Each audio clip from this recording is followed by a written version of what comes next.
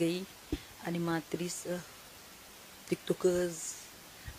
mi ngi noonu ambianceuse di jaajëfal ñëpp di nuyu ñëpp di tatagal ñëpp di ñëpp seen wàccuwaay di wax ni rek di santati sama sëriñ bu tedd ba Cheikh Abdou Karim Mbacke borom di borom Karim ak laa jaajëfal kilif diine kilif aada yi di ñaan Sénégal jàmm xaj fi jàmm dëkk fi jàmm sax fi barki Cheikh Abdou Karim di nuyu nag bu baax a baax sama soppe yi nga xamante ni moo xam mu neex moo xam ni naqari toujours ñu gis sama wet di jaajëfal bu baax a baax a baax a baax a baax ñëpp ñi ñuy seetaan à travers EDB TV muy label bi nga xamante ni moom bu jee ñëw gën a xew ku ne xam na ni guddi tembe ñoo ma téye ci loxo di ci jaajëfal Ousmane Diagne borom label bu baax a baax a baax a baax di ci nuyu ñëpp ñi nga xamante ni ñu ngi ci ku ci nekk di ci bay sa waar ma ñëw nag tey àdduna ñëpp xam comment ça s'est déroulé la situation ni fee yi demee ak ni mu amee ba wax yi yëpp daal di génn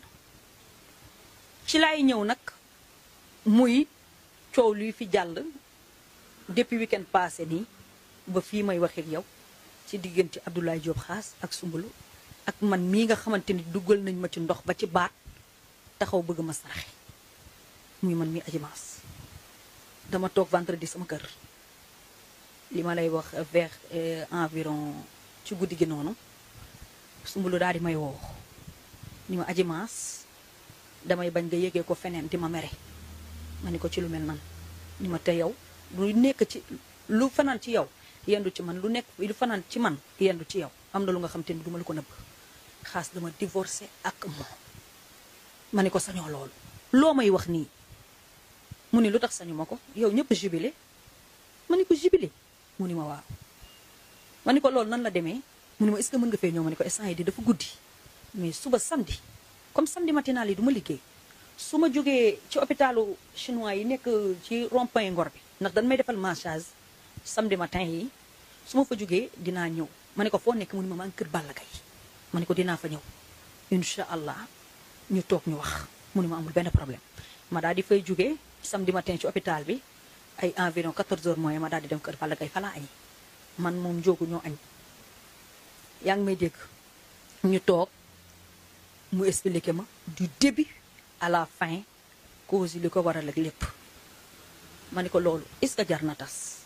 mooy loolu mu ni ma noonu nañ bàyyi noonu ndaxte mooy loolu am na fee yoo xam ne sax su ma ko taxawee di ko expliqué fii nit ñi dañ may war a ragal duma ko def ci kaw suuf loolu man la ak moom te moom xam na xeli ni man ak moom la bu baax a baax mbiru divorce tout juste laa génne te bu ma ci amul woon accordam tey xalaatuma loolu lu ma am fit wala lu ma osé wala xanaa yabeewu ma Soumboulou loo xamante ni nii waxuñu ci awma ci accordam taxaw di génn di wax ci lu mel noonu loolu moom on a disconvient même pas ci noonu mu expliqué ni réseaux sociaux yi jotaguñ ci bi ci réseaux sociaux yi jotagul ma ni ko li tax jotagul ci mu ni ma Khass da koy nëbb ni ma waaye instant yi dama bëgg réseaux sociaux yi jot ci ma ni ko bu fekkee réseaux sociaux yi de yow xam nga bu baax ni suñu émission bi ñuy def Sénégal 7 dafa am audience bu baax te it tamit nit ñi dañuy seetaan muy jeudi bi ñuy enregistré émission yi à partir de 21h30 ak samedi soir yi à partir de 21h30 mooy cas bu bees bi ñuy enregistré Sénégal 7 ma ni ko man de guddi dinaa fa def émission bu ma fa demee émission nag man duma tëb dugg ci fay mun ma effectivement bu ma sañoon sax est-ce que duñ def dara Adji Mass ma ni ko ci lu mel nan mu ni ma nga bàyyi ba réseaux sociaux yi bind ko buñ ko bindee xam nga site internet yi dinañ la woo parce que buñ defee noonu dañ naan man maa la yónni site internet dañ koy bind buñ ko bindee ba pare xam nga bu boobaa dinañ la invité buñ la invité nga doog cee wax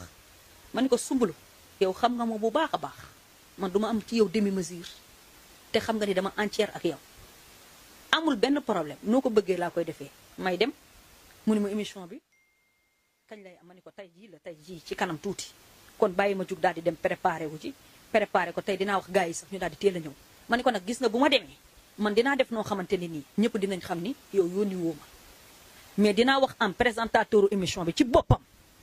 ni ko mu commencé wax ni dafa fortuwee wu bay que ni Abdoulaye Diop Khass ak Soumboulou dañu divorcé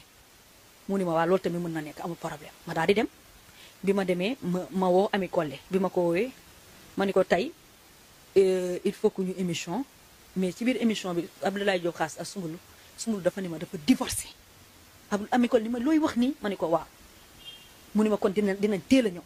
ma daal di koy wax am ma ni ko nag waxee ko d'une manière boo xam te danga naan da nga fort ci weewu béy pour tamit man tamit ma am fi ma appuyé wu bala ñu naan comme man maa ko njëkk a génne genre yooyu